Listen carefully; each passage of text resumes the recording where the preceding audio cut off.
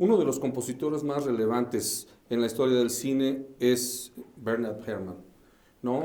Y pues responsable de joyas maestras, ¿no? De películas que pues, musicalmente hablando, ¿no? Estamos hablando del Ciudadano Kane, estamos hablando de Taxi Driver, estamos hablando de El hombre que sabía demasiado.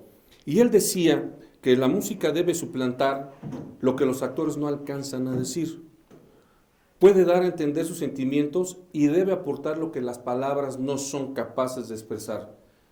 ¿Podríamos decir entonces que existe una estética de la música? Así es, definitivamente, claro que sí. Y como usted bien lo refiere, Bernard Herrmann es uno de los grandes compositores, trabajó con los mejores directores de la historia del cine, Alfred Hitchcock, con Orson Welles, Martin Scorsese, y para todos los amigos que nos están viendo, recomendarles estas películas, ¿no? Definitivamente tienen que ver Psicosis, Vértigo, Taxi Drive, La Guerra de los Mundos de Orson Welles, El Ciudadano Kane de Orson Welles.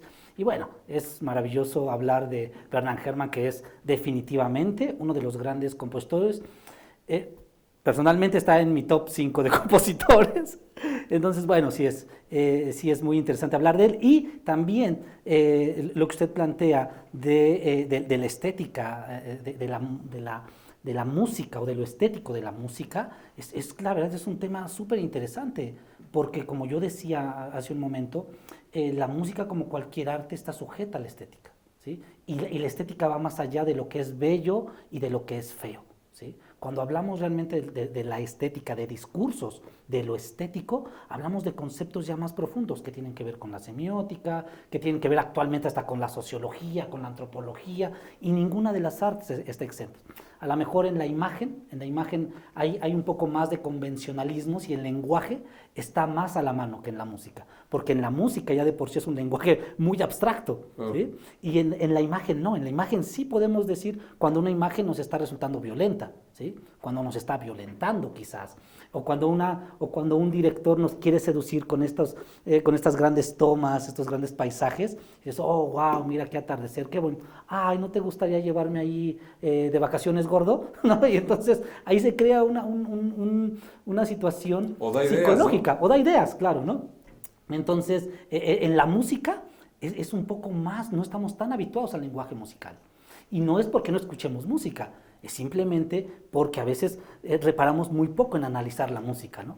Y decir, a ver, en qué tiempo se está. Bueno, usted, ahí no me voy a meter en esos terrenos porque seguramente va a salir mal parado, pero es un lenguaje súper interesante, ¿no? Súper interesante. Y también, como todo lenguaje, entonces hablaríamos de signos, de símbolos, de simbologías, y bueno, ya serán unos rollos. Pero por supuesto, y desde mi muy humilde punto de vista, existe una estética de la música, ¿no? Y más en el cine cuando hace esta sinergia con la imagen, y entonces es cuando hacen estos grandes binomios. Cuando hablábamos de Bernard Herrmann, es porque hizo estos binomios, por ejemplo, con Orson Welles, y él inicia a hacer las músicas con Orson Welles. Cuando Orson Welles hace La Guerra de los Mundos en la radio, después lo lleva a la pantalla grande, pero es de la mano de Bernard Herrmann, y de ahí ya Bernard Herrmann se va con Alfred Hitchcock y hace Vértigo, Psicosis, ajá. Y entonces se habla de grandes binomios, como en el cine hablamos de binomios de fotógrafos con directores, también está el compositor y el director, ¿no? Porque John Williams hizo con Steven Spielberg Tiburón, ¿no? La lista de Schindler, que es maravillosa, ¿no? Es una película genial por todo, por la imagen y por la música. Sí. Pero a través, fíjese que hablando de todas estas peculiaridades, a través de las décadas, ¿no? 30, 40, 50, ¿no? En los 40 y 50 inclusive ya se empezó a abordar también el tema del jazz dentro de las películas. O sea, ya se dejó este sinfonismo de alguna manera y se empezó a meter en otras habilidades. En los años 60 vino Henry Mancini, por ejemplo, ¿no? A darle ya un poco más ligero, ya le quitó ese toque pues de grandes orquestas y de grandes compositores, porque tenemos que entender que antes se utilizaban puros pedazos de ciertas obras para musicalizar, ¿no? Después empezaron a escribir, pero era toda la película completa la que se musicalizaba y la que se tenía que estar tocando al momento que era rodada la película, ¿no? Después, ¿qué pasó? Pues ya se empezó a tener esta influencia nada más en ciertos lugares donde debería, y algo que debería de tener el distintivo en el que decía usted, que debe de trabajar el compositor con el director, de, a ver, bueno, vamos a hacer esta película, bueno, yo quiero una música que tenga estas características, ¿no? Y entonces ya se le empezó a dar una personalidad musical, si lo podemos decir así, al cine. Después, en la época de los 70, pues indudablemente gran compositor, pues John Williams, que pues creo que no necesita más difusión y presentación, y quizá de lo más representativo de los años 70 y en los 80. Hace rato mencionaba la utilización ya de los sintetizadores y de música electrónica, y pues no podemos dejar de mencionar a Vangelis, ¿no? Con el famoso Carros de Fuego, ¿no? Que ganó un Oscar, y todavía todo el mundo tiene la referencia aquí de la música. Entonces, hemos visto cómo la música sí empieza a tener este impacto también y asociarlo con la película, o por lo menos asociarlo con ciertas escenas de la película, ¿no? Por ejemplo, esta historia de amor con esta, ¿cómo se llama? Con Robert Redford, okay. y esta Ali McGraw, ¿no? El famoso tema también de un francés, porque los europeos también en la época de los 60 empezaron a escribir música para cine, ¿no? Ennio Morricone. Morricone, bueno, que fue, pero Nino Rota desde antes, Rota, o sea, claro. Digo, del bueno, el malo y el feo, en aquellos famosos spaghetti western, ¿no? De estos que hicieron muchas películas. Entonces, y cómo la música fue dando, y una cosa increíble que pasó en los 60s con la llegada de Mancini, es que empezaron a utilizar canciones que nada tenían muchas veces que ver con la película, pero las incluían, ya sea fueran temas de película o de una escena en importancia, ¿no? Como El Graduado, que hay una canción de Simon & Garfunkel que es utilizada ahí para la película que protagonizó Dustin Hoffman, ¿no? Entonces, ¿cómo se empezó a hacer? Hablaba usted también antes de México, México de los 40s y de los 50s, que pues teníamos mucho el cine de oro mexicano, pero esta parte nacionalista, ¿no? de tener todos estos cantautores que tuvimos, pues, Javier Solís, Tito Guízar, en fin, Jorge Negrete, Pedro Infante, y también era como en este sentido, muchas veces no habría por qué cantar o meter un número musical, pero lo ponían, ¿no? Porque aparte, pues los tipos eran, pues si no eran grandes actores, pero eran grandes cantantes, y pues estaba casi asegurado el éxito de taquilla, ¿no? O sea, en esta parte que nosotros tenemos que pensar, de todas estas cosas que hemos hablado, de cuál es la funcionalidad y la inclusión de la música en el cine, ¿qué otras finalidades tendría la música directamente en el cine?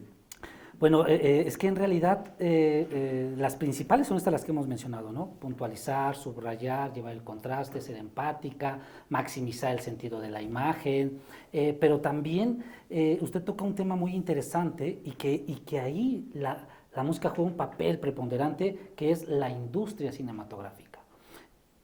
Es decir, cuando nosotros hablamos de cine, hablamos de distintos géneros, ¿sí? Decimos, bueno, a ver, hablando de cine mexicano, hay desde comedia ranchera, ¿sí? En la época de oro del cine mexicano, después está todo este cine tragicomedias, después viene, por ejemplo, está el cine de Luis Buñuel, ¿sí? Que no es comedia ranchera, que aunque bueno, hace El Gran Calavera, y que El Gran Calavera, para todos los amigos que nos ven, está tan presente Luis Buñuel, que hicieron un remake con Nosotros los Nobles, ¿no? Después, pero vean El Gran Calavera, van a quedar completamente con Fernando Soler, que es el protagonista, y es la película taquillera de Luis Buñuel, que le permite después, esta la hace en el 48, y después en el 50 hace su obra célebre, que son Los Olvidados, ¿no? Entonces, pero esa le permite que las productoras le dieran el dinero y la credibilidad para hacer Los Olvidados. Si no hubiera hecho El Gran Calavera, porque ya había hecho una anterior cuando llega a México, exiliado de Estados Unidos, hace una con Jorge Negrete que se llama El Gran Casino, y es una verdadera cosa infumable, diríamos actualmente, ¿no? Pero después se reivindica con El Gran Calavera, que es una comedia, y después hace su obra célebre. Pero bueno, ¿por qué hablo de ello? Si decimos, bueno, estamos hablando de música en el cine.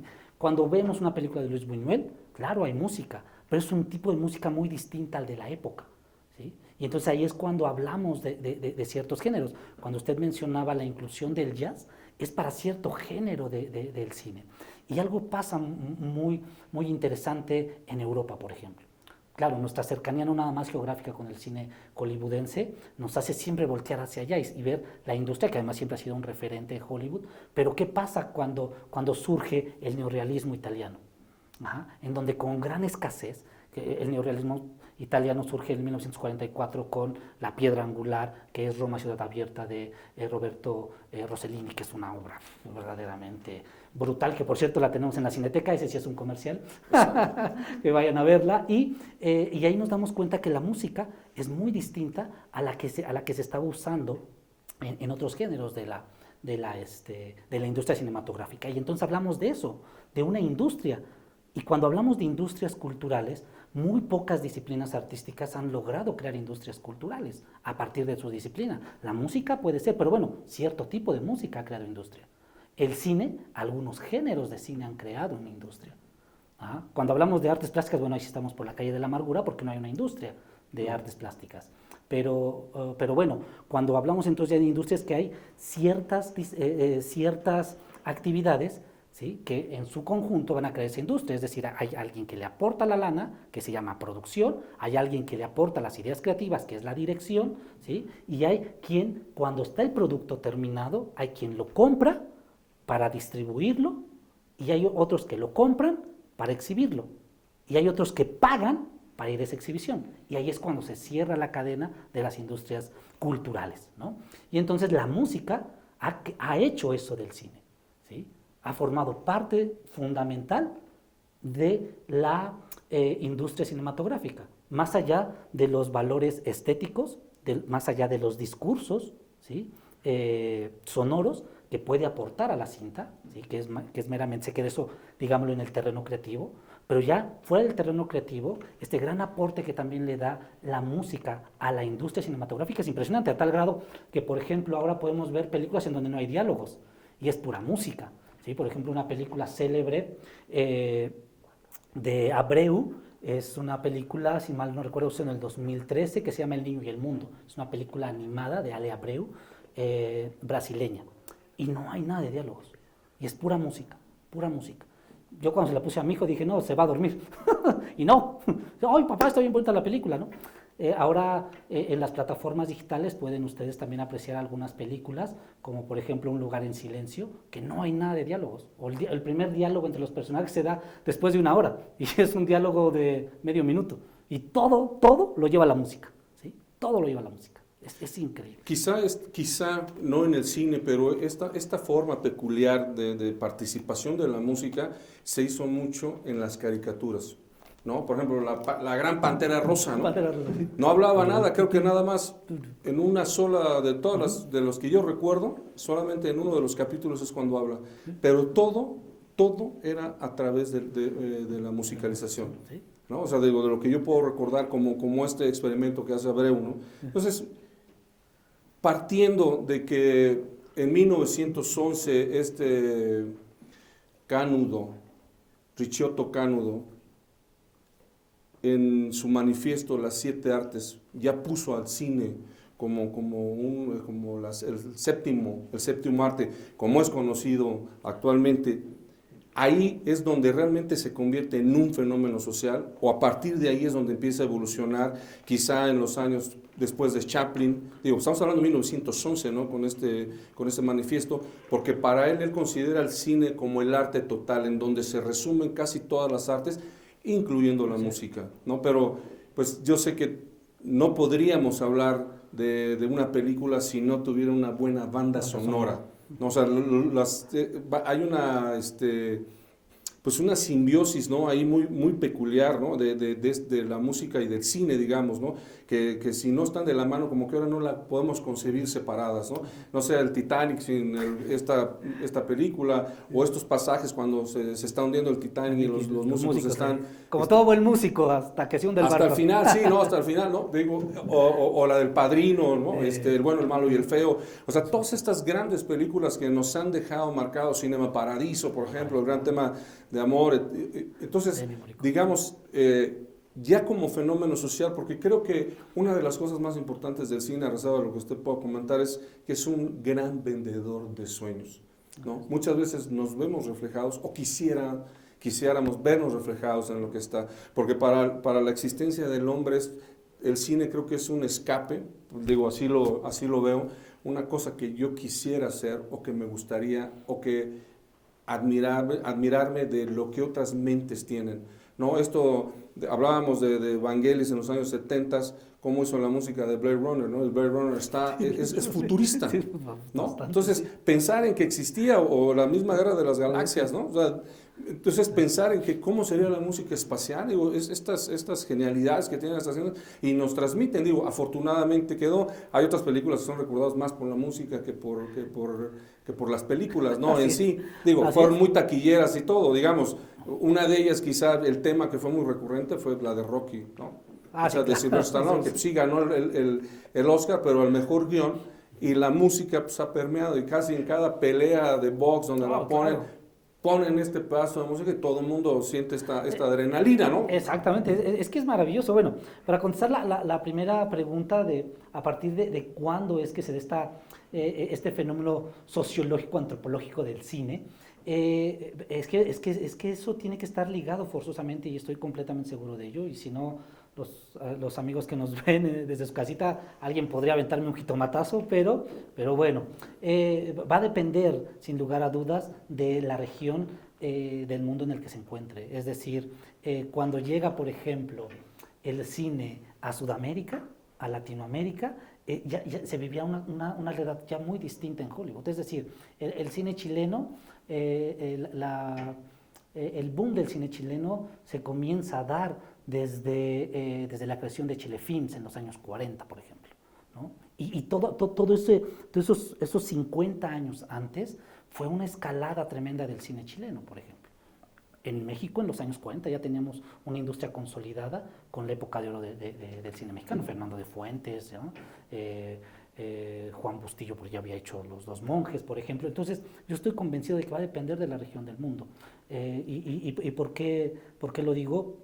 Porque las realidades económicas son muy distintas. Cuando llega, por ejemplo, la exhibición aquí a Toluca, es maravilloso, ¿no? Hablar de la primera exhibición que se hace de cine en nuestra ciudad, aquí en Toluca, ¿sí? Y que data de 1928, si mal no recuerdo, si no me falla la memoria. Bueno, el dato lo confirmo, ¿no? Pero cuando llega, los periódicos lo anunciaban como el gran invento, ¿sí? El gran invento que había causado revuelo en la capital mexicana, aludiendo a lo que habían hecho ya en 1986. Perdón, la primera exhibición en Toluca es en 1896, 1898, es la primera exhibición en Toluca que se hace, o por lo menos de la que se tiene registro, ¿no? Y fue en julio y se llamó La Pasión de Cristo, por ejemplo, ¿no? Y saber eso, tener ese, el hecho de poder leerlo en el periódico y ver cómo anunciaban el cine, era una cuestión maravillosa y da el parámetro de lo que era el consumo de este producto, porque además lo que proyectaban anterior a esa película, claro, esto que digo es, digamos, la película más en forma, ¿no? Después, claro, ya en 1900 se graba lo que se podría considerar como la primera película en Toluca, ¿sí? Que es la visita de el Marqués de Pólvora Vieja, me parece, que es una cosa realmente interesante, hecha por los hermanos Rosa, si mal no recuerdo, pero bueno, ya me estoy saliendo un poco del tema. Pero entonces, bueno, por eso es que digo que va a depender de la situación en la que se encuentre. En México, por ejemplo, en 1896, la primera función es privada. Para Porfirio Díaz, para sus familiares, ¿sí? Para la banda más cercana a Porfirio Díaz, se hace la exhibición a puerta cerrada. Después, ya el 14 de agosto del mismo año, se hace en el número 9 de la calle de Plateros, si mal no recuerdo, en la droguería de Plateros, en el sótano de la droguería de Plateros, la primera exhibición pública. Y se anunciaba así, como la exhibición y la proyección, ¿sí? De otras partes del mundo. ¿Y qué era lo que hacían? Proyectaban únicamente, ¿sí? Monumentos, ¿sí? De otras partes del mundo. Pero si pensamos quién iba a ver eso, estoy seguro que no era la gente de a pie de ese tiempo, ¿sí? Entonces, lo mismo pasa, por ejemplo, en Latinoamérica, lo mismo pasaba también un poco en Europa. En Japón, bueno, ni se diga, con Akira Kurosawa ya haciendo un cine maravilloso, ¿no? Y haciendo y dando cátedra de lo que era hacer un buen cine, y también sujetándose, por ejemplo, en el caso de Akira Kurosawa, a las exigencias del gobernante en turno para poderlo dejar filmar, ¿no? Y entonces, por eso yo digo y estoy convencido de que va a depender, o no hay una fecha exacta de cuando el cine se logró ser este gran catalizador social y a pasar a ser este gran elemento artístico de consumo masivo, ¿no?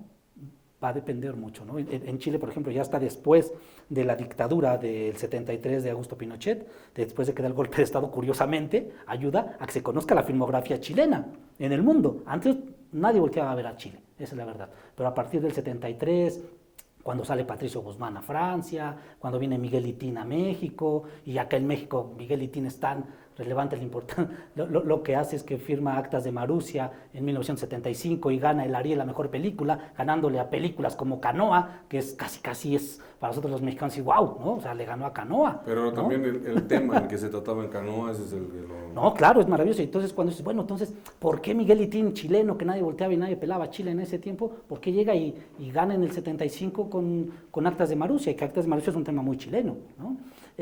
Y allá en Chile no pasaba nada con el consumo de cine. Los chilenos saben hasta el retorno de los exiliados en el 88, cuando saben de los cineastas en el exilio. Y saben, por ahí Miguel Itín hace un regreso clandestino a Chile en el 84, me parece, y forma una película que se llama La Acta de Chile, se llama, si mal no recuerdo.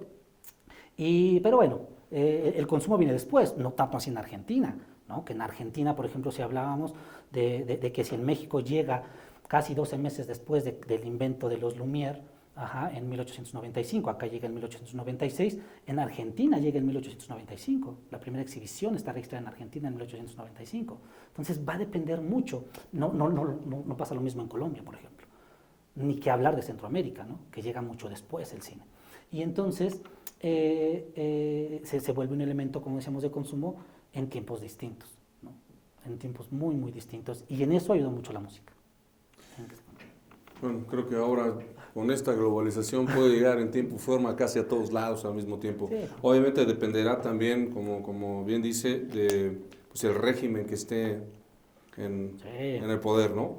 Digo, Cuba, con un cine también bastante bueno, pero muchas veces no se podía proyectar nada. Ya Rusia, ¿no? Después de Stalin, digo, en los años 50 el arte del cine, digo, el cine estaba considerado un arte nacional. No, claro, no, bueno, el cine soviético es...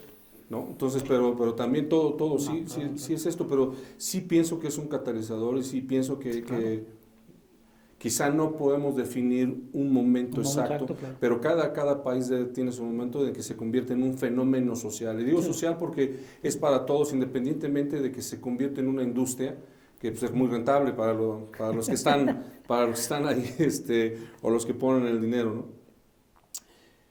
Dentro de las funciones, obviamente, que tiene la música, pues es crear la atmósfera musical, subrayar aspectos no expresados en las imágenes, servir de fondo neutral para escenas que a lo mejor para algunas secuencias, crear un sentido de la continuidad de la película, ¿no? Digamos, la podemos englobar así.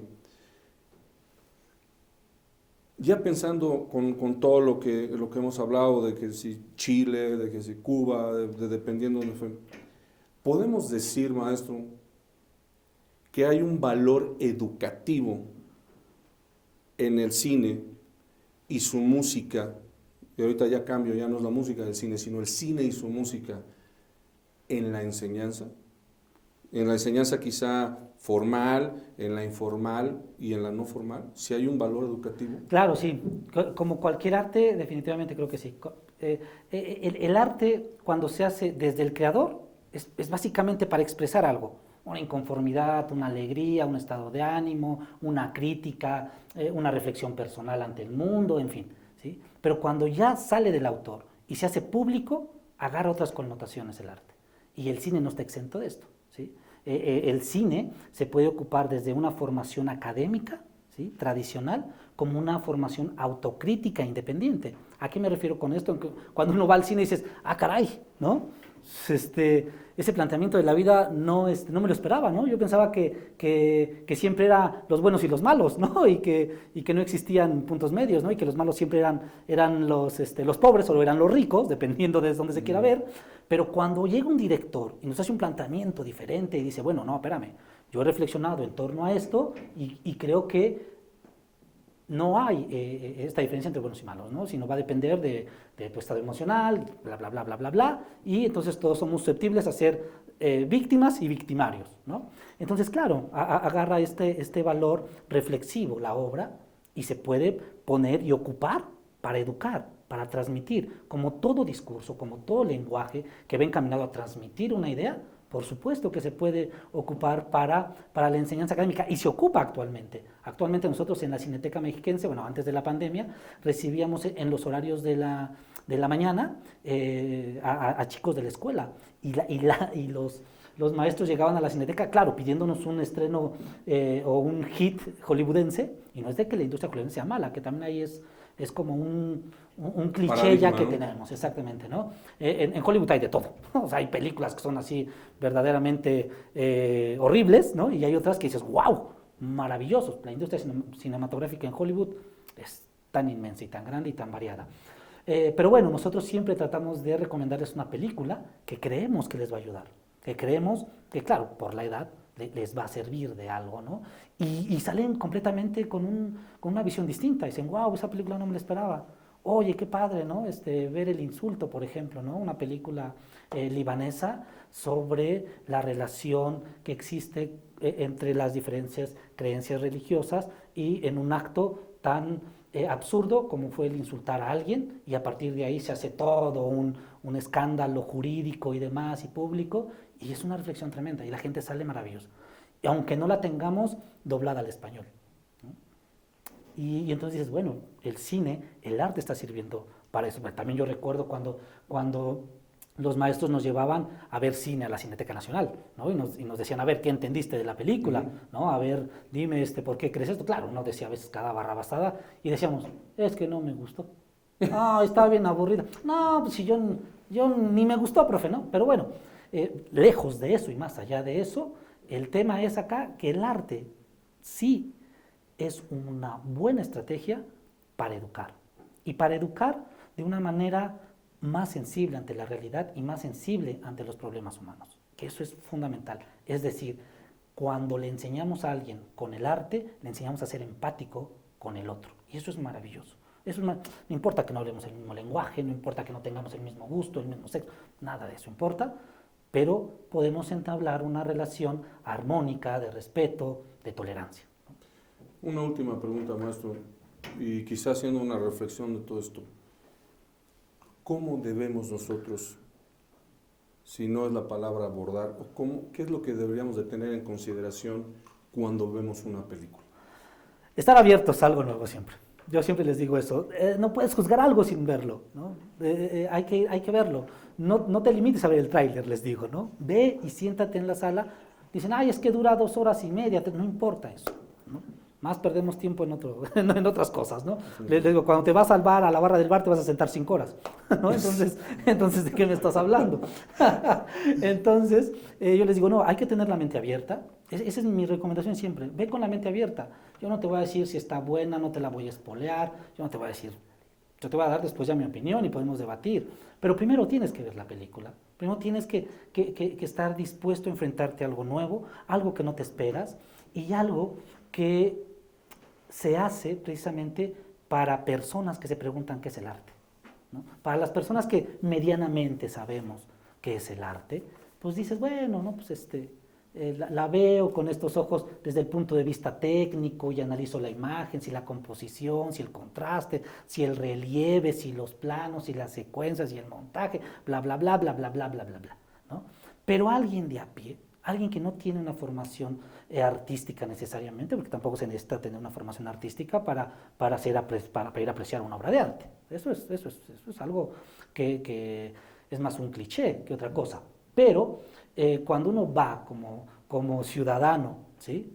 Y dices, bueno, pues a ver, vamos a sentarnos a ver estos changuitos de la Cineteca, qué es lo que nos presentan y por qué dicen que estas películas son cine de arte, ¿no? Sí. Que vayan a verlas, que las disfruten y que salgan siempre con una mentalidad más allá del gusto, ¿no? Que no siempre se limita a me gustó o no me gustó, que se debe de limitar desde mi punto de vista a decir qué me deja la película, qué me transmite la película con sus imágenes, con su música, con su dirección, con sus actores, qué es lo que me transmite, ¿no? Y qué es lo que me transmite un espacio como por ejemplo la Cineteca, que dices, bueno, no es una cadena comercial como las que ya sabemos, las dos más grandes de México, que no les voy a hacer comercial, pero pues que todos sabemos cuáles son, a diferencia de una Cineteca. Bueno, hay dos diferencias fundamentales, el tipo de cine y que nosotros en la Cineteca estamos preocupados por preservar la memoria histórica. Y eso es maravilloso. Cuando hablábamos hace un momento de la historia del cine en Toluca, es una obligación para nosotros saber qué es lo que pasaba en Toluca, cuántas películas se exhibían en 1896, en 1900, en 1901, en 1903, qué pasaba con el cine en Toluca, ¿no? ¿Por qué tardamos tanto en tener quizás una cineteca? Pero ahora que la tenemos, vaya, habría que exigirles a los que están en la Cineteca y decirles, a ver, oye, ¿cuál es la historia? ¿Qué estás haciendo para preservar esa memoria fílmica? Porque dices, bueno, ¿qué películas se han grabado en el Estado de México? Eso. Dices, oye, no, pues es que, pues sí, sabía por ahí, una vez vi un monito ahí con una cámara y ahí corriendo, correteando ahí un perro, quién sabe qué lo estaba grabando, ¿no? Es increíble la cantidad de películas que se han grabado en Toluca, increíble, pero es maravilloso. Y nosotros ahora que estamos ahí dándonos esta tarea que va a llevar muchos años, pero que estamos dando los pasos muy convencidos y firmemente de ellos, es impresionante, desde cuáles son los creadores del Estado de México y qué películas se han rodado. Yo siempre me autocritico como toluco y digo ver más allá de nuestro Valle de Toluca, ¿no? ¿Qué es lo que pasaba allá en Texcoco, en Ecatepec, en Nezahualcóyotl, qué películas se grabaron, qué está pasando en Tierra Caliente? Eso es maravilloso, ¿no? Y ahora que estamos haciendo el recuento, por ejemplo, Sonatas que se grabó en Tepozotlán con María Félix, ¿no? Es maravilloso, ¿no? Y en Tepozotlán están vueltos locos con esa información y quieren poner incluso una placa ahí donde se grabó y dijo, aquí estuvo María Félix y se grabó Sonatas en mil no sé qué y bla, bla, bla. Eso es maravilloso. Este es un tema también que no habíamos hablado, que creo que es muy importante, cómo el cine nos permite transportarnos, ya sea al pasado, al presente o al futuro, por medio de las locaciones, ¿no? Cómo nos permite también conocer otros países, o por lo menos dónde se filmó esto, dónde están estas peculiaridades que presenta la producción de la locación. Y en muchos de los casos pues uno se pone a investigar en dónde está hecha esta película, dónde fue filmada. México de verdad es uno de los grandes países donde vienen a filmar muchas empresas de nivel mundial, ¿no? O sea, digo, la Ciudad de México, el Estado de México, Veracruz, Jalisco, Durango, digamos, son los, inclusive Sonora y Chihuahua, es donde más se ha sentado ahí, que vienen a buscar estas locaciones, que son lugares que no se dan, o ciertas características que no se dan en otras partes del mundo. Como vemos, el cine y la música han logrado esta sinestesia. Creo que es muy importante. No sabemos si realmente una pudiera vivir sin la otra porque lo han hecho por separado, pero cuando la música ha tenido la oportunidad de poderse conjuntar, de crear esta unión, pues los resultados están a la vista, ¿no? Y podemos nosotros de alguna forma siempre recordar una gran película con un gran tema o con una gran música. Y ejemplos hay muchísimos. Antes de terminar, maestro, quisiera que me diera su top 5 de bandas sonoras. Qué difícil. Es una pregunta que sí me mentalicé porque dije, seguramente me van a preguntar el top 5 y te voy a tener que dar mi choro de por qué es muy complicado. Pero bueno, me voy a arriesgar y bueno, pondría yo Tiburón, claro, de John Williams, ¿no? Bernard Herrmann también podría estar ahí con Vértigo, quizás. Ennio Morricone con El bueno, el malo y el feo, ¿sí? Podría ser. Hans Zimmer, tengo que poner algo de Hans Zimmer, puede ser Interestelar, Origen, ¿no? El Gladiador, El Rey León, por ejemplo, también me gusta mucho El Rey León. Bueno, podría ser, es que es muy complicado, es que sí, depende mucho, pero sí creo que Creo que más bien mis compositores preferidos sería John Williams, Bernard Herrmann, Ennio Morricone, Hans Zimmer. Sí, creo que de ahí podríamos ir partiendo y ya de ahí, híjole, sí. Por ejemplo, Hans Zimmer, para todos nuestros amigos cinéfilos que nos ven, Hans Zimmer es quien ha hecho la banda musical de Origen y de Interestelar, ¿no? Que son películas maravillosas. Y entonces, hay una composición de él que se llama Journey to the Line. Journey to the Line es la canción más ocupada en todos los trailers. O sea, es increíble la cantidad de veces que se ha ocupado Journey to the Line de Hans Zimmer en la elaboración de trailers. Y cuando uno escucha Journey to the Line por separado y uno ya lo ve montado en la película, en el tráiler de 12 años de esclavitud, es increíble, ¿no? O sea, y después es Journey to the Line, lo ve montado en el tráiler de Origen y es maravilloso, ¿no? No sé, es que sí es muy complicado poner esos. Pero bueno, esas las que mencioné creo que serían, ¿no? las top 5. Para que vean que no hay decisión así tan fácil de hacer en la historia del cine y que va acompañado con la música. Antes de terminar, sí quisiera invitarlos a todos ustedes a que asistan a la Cineteca. De verdad es un lugar maravilloso en donde podemos abrir nuestros sentidos, podemos tener nuestras percepciones y ver todas estas películas que ahí se exponen, y que tengan ustedes con sus hijos y vayan en familia, que creo que es muy importante. Claro, ahorita no podemos, pero cuando todas las condiciones lo permitan, creo que sí es importante regresar y retomar este cine de arte, quizá no este cine comercial, pero voltear a ver quizá los géneros donde nosotros no ponemos o donde no nos direccionan para ver. Muchísimas gracias por el favor de su atención y recuerden que detrás de la música siempre hay una historia que contar. Muchas gracias. Muchas gracias, maestro. Edomex. Decisiones firmes, resultados fuertes.